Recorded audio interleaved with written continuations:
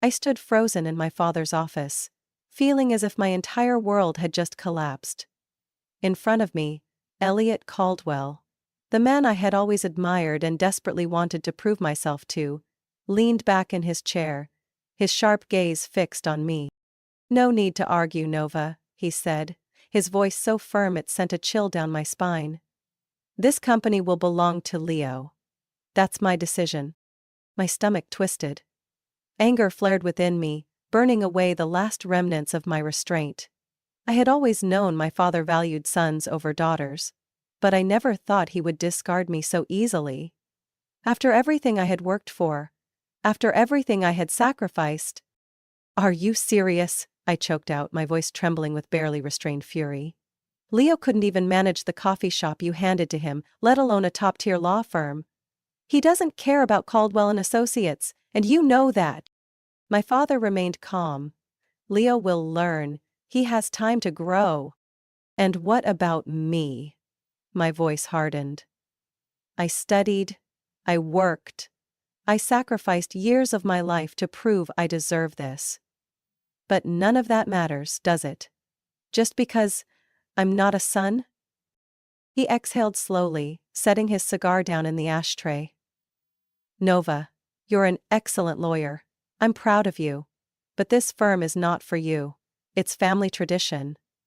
Leo is my son, and he is the one who will inherit Caldwell and Associates." I laughed, a bitter, hollow sound. "Family tradition or just outdated prejudice you refuse to let go of?" For the first time, I saw a flicker of irritation cross my father's face. But it was gone in an instant, replaced by his usual composed demeanor.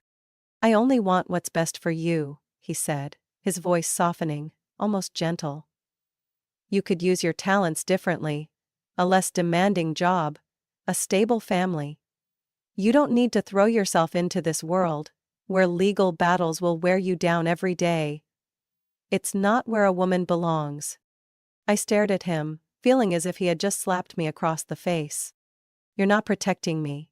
You're imprisoning me," I said, each word cutting like a blade. "You don't want me to compete because you're afraid I'll win, and that would humiliate you because I'm a woman." My father's expression darkened. "Enough, Nova. This conversation is over." I looked at him one last time, my heart heavy with disappointment. No chance. No recognition. I turned on my heel and walked out of his office, leaving behind the name Caldwell and Associates. The very thing I had spent my whole life striving for. I slammed the door behind me, feeling a hollow sadness settle in my chest. Outside, the evening sky darkened, the street lights casting reflections on the cold marble floors of the Caldwell estate. Inside me, a storm raged. Anger, frustration, but above all, a burning determination. I couldn't stay here another second. Not in a place where women were invisible. I rushed to my room, yanked a suitcase out of the closet and started throwing in the essentials. Some clothes, my documents, and everything I needed to start over. I had no clear plan, but one thing was certain. I wouldn't let myself be trapped here, bound by the expectations my father tried to impose. Less than 15 minutes later, I dragged my suitcase out of my room. As I descended the staircase, my mother was already waiting at the bottom, worry etched into every line of her face. "Nova, what are you doing?" she asked, her voice full of concern. "Leaving." I didn't say going out, or running away. Leaving. Because this was no longer my home. "Don't do this." She reached out to touch me, but I stepped back.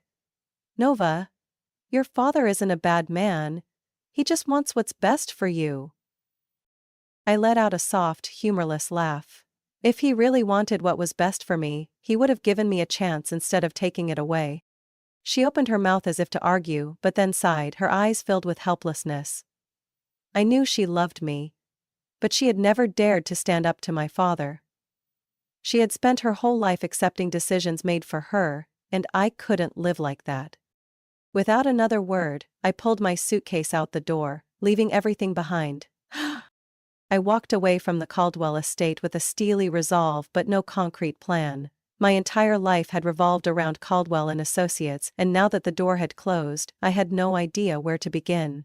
But one thing I knew for sure. I would prove to my father that women could do anything that mattered. 3 days later, I sat in a small cafe in the heart of Manhattan, staring at my laptop screen. I had sent out dozens of job applications to major law firms in New York, Chicago, and Dallas, anywhere with a thriving legal market. I didn't care if they knew I was Elliot Caldwell's daughter. I wanted to be judged on my skills, not my last name. The first call came the next morning. Nova Caldwell? A deep male voice came through the phone. This is Victor Carter from Hayden & Associates. I reviewed your application. We're impressed and would like to schedule an interview. It took me a second to process his words.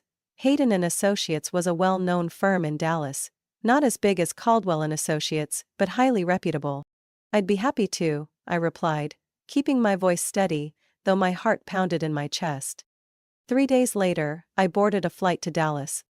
The interview at Hayden & Associates took place in a sleek office, with floor-to-ceiling windows overlooking the Dallas skyline. Across from me sat Richard Hayes, a seasoned attorney and senior partner at the firm. He wasted no time on small talk. Nova, I've gone through your resume. Harvard, top 10 in your class? An internship at Caldwell & Associates? He leaned back in his chair, studying me. I know Elliot Caldwell. But why leave the biggest firm in the industry to come here? I wasn't surprised he knew. The legal world was small, and gossip traveled fast. I no longer fit at Caldwell & Associates, I said simply, but I'm still a damn good lawyer, and I believe I can bring value to your firm. Richard smiled, as if I had just given him the answer he was hoping for. Good. Here, we don't care whose daughter you are. We care about what you can do.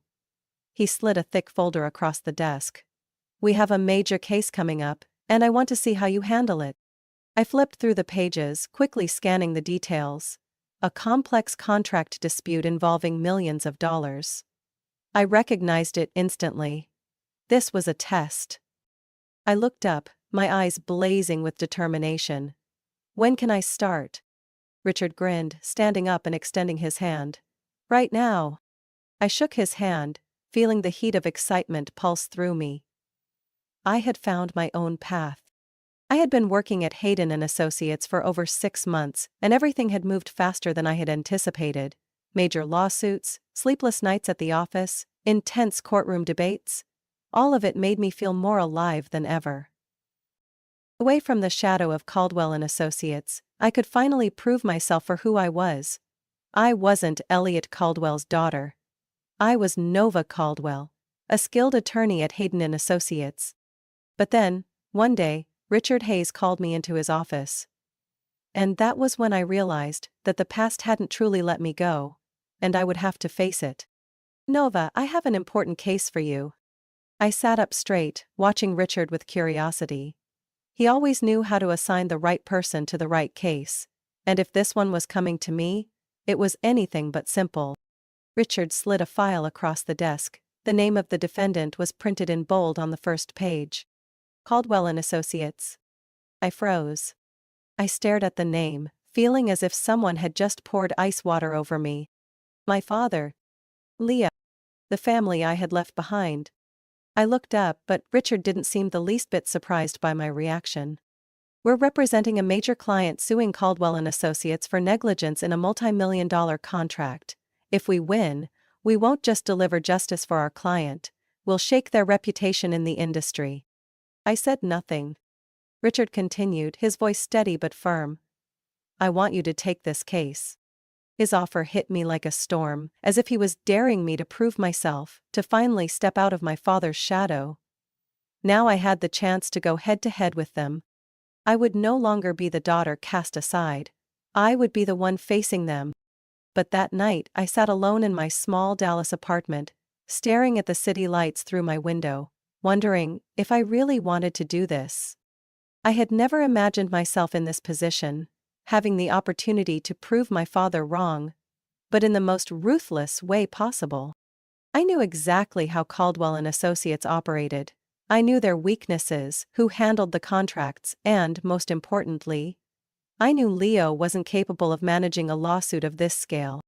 If I took this case, I would be bringing down my own family. A part of me felt vindicated. Another part felt something unsettled deep inside. I no longer cared about my father's approval, but that didn't mean I wanted to destroy everything he had built. Still, I knew one thing for sure. If I walked away from this, I would always be running. I would be reinforcing the very notion that women were weaker, that I didn't deserve to lead the largest firm in the industry. I had to face them, not for revenge, but because I was strong enough to do it, and I needed to show my father just how wrong his beliefs were. The next morning, I walked into Richard's office, gripping the case file tightly in my hands. He met my gaze with sharp eyes, as if he already knew my decision. I took a deep breath, then looked straight at him. "I'll take the case." A satisfied smile crossed Richard's face. "Good. I expected nothing less from you." Court day. I took a deep breath as I stepped into the courtroom. The tension was thick enough to cut with a knife. The scent of polished wood and legal documents filled the air, but I couldn't focus on anything except the two men sitting across from me. My father and Leo. Elliot Caldwell sat upright, arms crossed over his chest, his face unreadable, as if he had nothing to worry about. But I knew my father well enough to recognize the subtle signs. The slight furrow of his brows, the way his hand gripped the armrest just a little too tightly. He was not pleased. And Leo? He was trying to appear composed, but I saw the slight tremor in his hands as he flipped through the documents in front of him. Today, he would have to fight on his own. And I knew for a fact, he wasn't ready. I sat down, placed my case files neatly in front of me, and met their gazes head on. No hesitation, no doubt. Today, I wouldn't just prove that I was their equal, I would prove that I was better. The court is now in session. The judge's gavel struck the bench, and the plaintiff's attorney, Richard Hayes, stood up to begin our case. Your Honor, our client Stratford Industries entered into a $20 million contract with Caldwell & Associates. However, the defendant's firm committed severe breaches of contract, causing substantial financial damage to our client.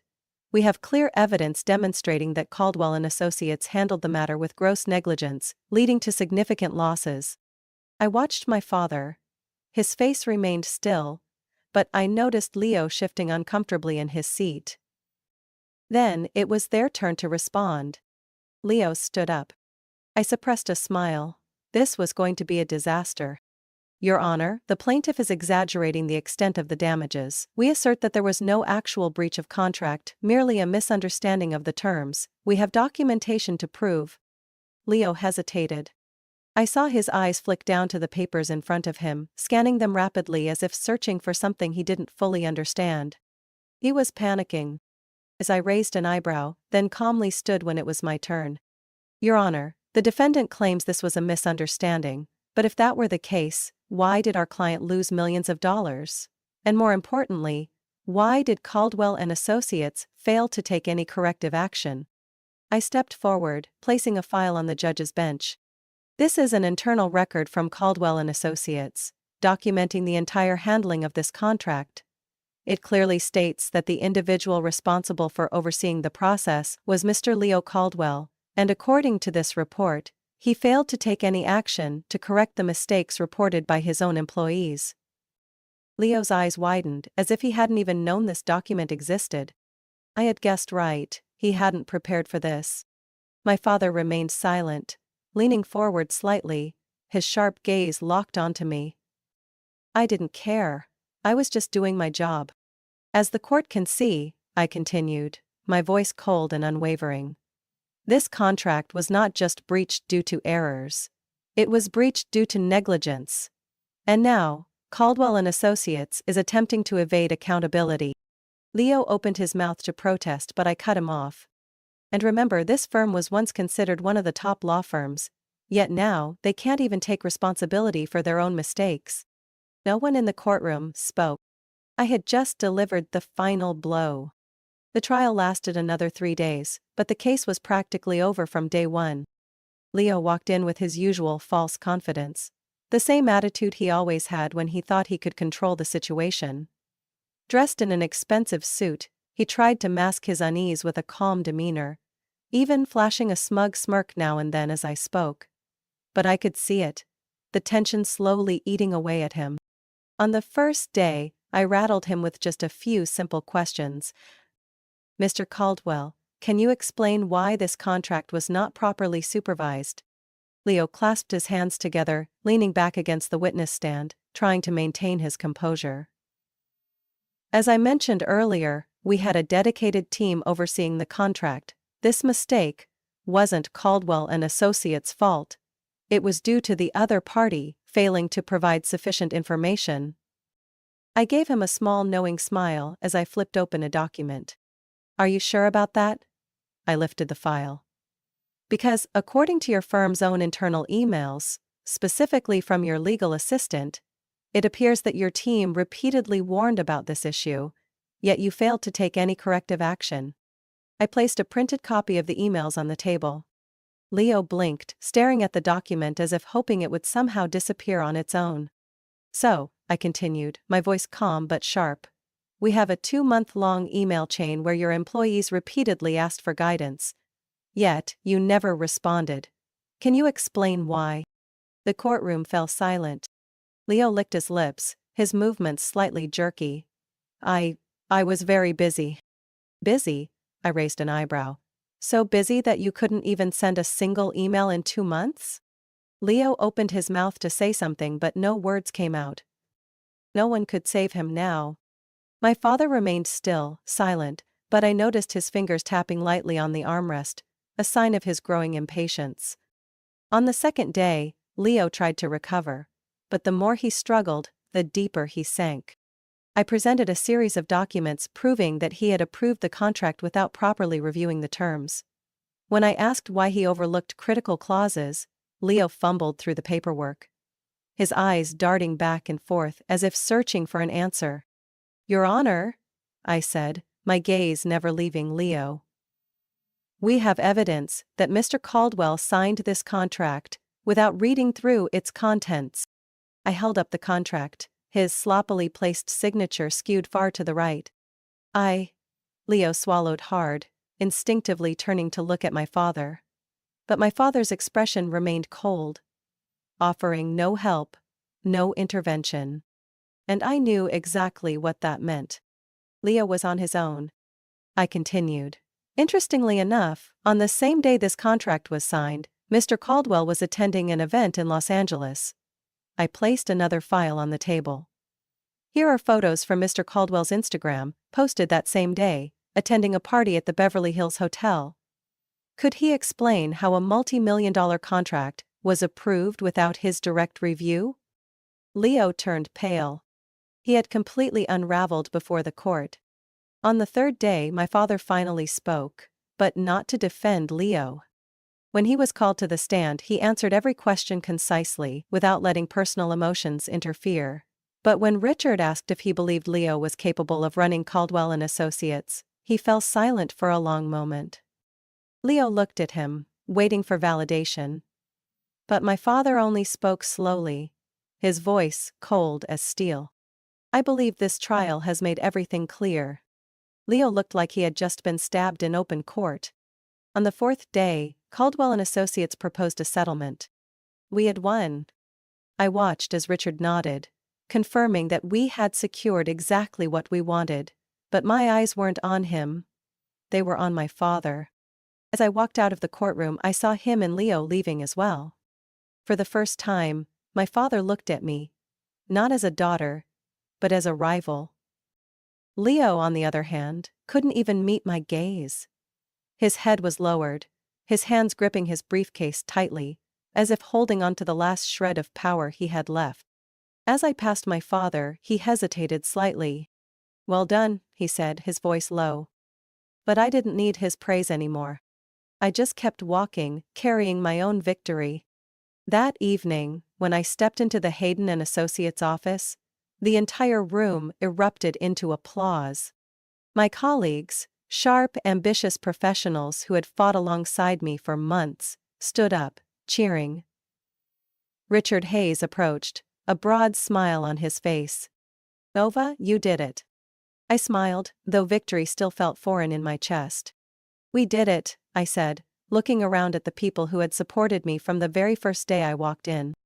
Richard chuckled, shaking his head. Don't be too modest. You just took down Caldwell and Associates, and not just that. You did it with absolute force. You deserve all the recognition for this. Glasses clinked together as everyone toasted to the win, but inside me, there was an emptiness that wine couldn't fill. I knew I should have felt complete, but something lingered inside me. Something I couldn't quite name. My father and Leo had left the courtroom without a word. I should have felt triumphant, but I felt nothing at all. Just an empty void. 2 days later, I sat in my office, gazing down at the towering skyscrapers of Dallas. The fiery hues of the sunset cast a golden glow over everything, yet inside me, all I felt was gray. I had won. I had done exactly what I set out to do, so why did I feel like this? The ringing of my office phone pulled me from my thoughts. I picked up. Nova, your father is here. I froze. My father, I repeated, as if I had misheard. Yes, he's waiting in the conference room. I set the phone down, my mind racing with questions. Why was he here?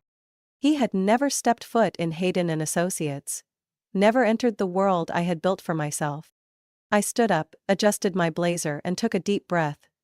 I didn't know what I was about to face, but I wouldn't be intimidated. I walked into the conference room. My father sat there, right in the middle of the vast room. He was no longer the powerful Elliot Caldwell, the owner of Caldwell and Associates, just a man with the weight of the world on his shoulders. For the first time in my life, I saw my father look old. He lifted his gaze as I entered, and the cold, businesslike demeanor was gone. In its place was something else. Something rare. A quiet sincerity. Nova, he said, his voice hoarse. I took a seat across from him. Why are you here?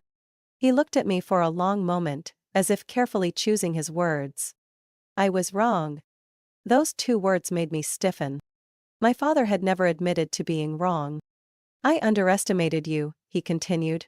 I spent my whole life believing that Caldwell and Associates had to be passed down to a son, that Leo would carry on my legacy.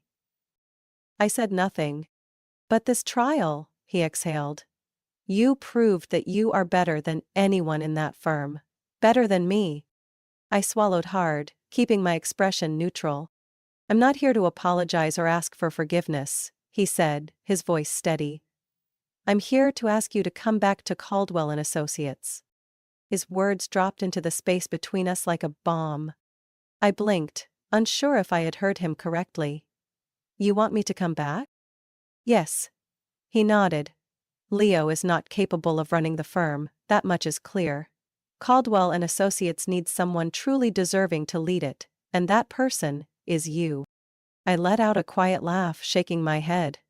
6 months ago, you didn't think I was the right fit. 6 months ago, I wasn't even given a chance. And I was wrong, he admitted immediately. But you don't need to hear me say that anymore, do you? I looked at him, silent. My father leaned back in his chair, sighing. You've done something I never thought possible. You made the entire legal world talk about you. You made me proud, Nova. My heart pounded. I had spent my whole life waiting to hear those words. But now, as I finally did, I wasn't sure if they mattered to me anymore. He looked at me, waiting for an answer. I stood up slowly, my gaze never leaving his. I need time to think, I said. He nodded, as if he had expected that. Take your time. Caldwell and Associates is your legacy. You can make it better than I ever did. I walked out of the conference room, my mind a whirlwind of thoughts. I had spent my entire life fighting for this moment. But now, standing at the crossroads of an opportunity I had always wanted. I wasn't sure if I still did. Because for the first time in my life, I had found myself without the Caldwell name. Would I go back? Or continue the path I had built with my own 2 hands? I sat alone in my small Dallas apartment, the city lights reflecting against the window, casting a soft glow over everything. On the table in front of me were 2 folders. One was a contract extension from Hayden and Associates. the firm where I had spent the last 6 months proving my worth. The other was an agreement to take over Caldwell and Associates, personally delivered by my father, along with an offer to return and lead the company that had once shut me out. 2 paths, 2 choices. I had fought my entire life for this opportunity, the chance to take control of my family's legacy and turn it into what I had always believed it could be. But I had also spent the last 6 months carving out a completely separate path, one not tied to the Caldwell name. So what should I do? Staying at Hayden and Associates meant continuing my momentum. I was respected and valued here. No one saw me as Nova Caldwell, Elliot Caldwell's daughter. They saw me as Nova Caldwell, the brilliant lawyer who had taken down her own family's firm in a landmark case. I had an incredible team here. I had colleagues I admired, a fair boss, and I had proven that I could succeed without relying on anyone. But I would always be an employee. And Caldwell and Associates? It wasn't just any firm, it was one of the most prestigious law firms in the country. If I went back, I wouldn't just be another talented lawyer, I would be the one in charge. I would have the power to change everything, from how the firm was run, to redefining the values it stood for. And most importantly, I would prove that I was worthy. But that came with a price. I would have to face the people who had once turned their backs on me, those who had dismissed me simply because I was a woman. I would have to work alongside veteran attorneys, ones who had once seen me as nothing more than the boss's daughter, and force them to acknowledge me as their superior. And I would have to work with Leo. I knew, even if my father had admitted his failure, Leo was still there. His failure didn't mean he would accept me easily. He would resent me. He would try to bring me down. Was I ready to face all of that? I closed my eyes, sinking into my chair. I had asked myself this question dozens of times over the past 2 days. What did I truly want? If I chose Hayden and Associates, I would continue to build a solid career. I would be part of a reputable firm, without carrying the burden of a family legacy. I could live my life on my own terms, the way I chose. But if I returned to Caldwell and Associates, I wouldn't just be a great lawyer. I would be a leader. I could rewrite the legacy of Caldwell. Not as a family-run firm bound by outdated traditions, but as a pioneering law firm. One where people like me would never be sidelined, simply because they weren't someone's son. I opened my eyes, looking down at the 2 folders on the table. I couldn't have both. I had to choose. So, what do you think I should do? I knew this was a decision that could change my entire life. I had fought for my freedom. Should I give it up to reclaim what was rightfully mine? Or should I continue the path I had chosen, leaving the past behind? Let me know your thoughts. What would you do if you were me? Nova Caldwell's story isn't just a legal battle. It's a journey of self-worth in a world full of prejudice. It reflects the reality that talent should never be confined by gender or background. It should be recognized by ability. Nova's decision isn't just about her career, it's about whether she will let the past define her or forge her own future. Just like Nova, sometimes in life we face difficult choices, holding on to our identity, or returning to change a system that once rejected us. What would you choose? Do you think Nova should return to Caldwell and Associates to claim her rightful place, or continue building her own career at Hayden and Associates? Share your thoughts. And don't forget to follow the channel for more compelling stories about family, career, and life-changing decisions.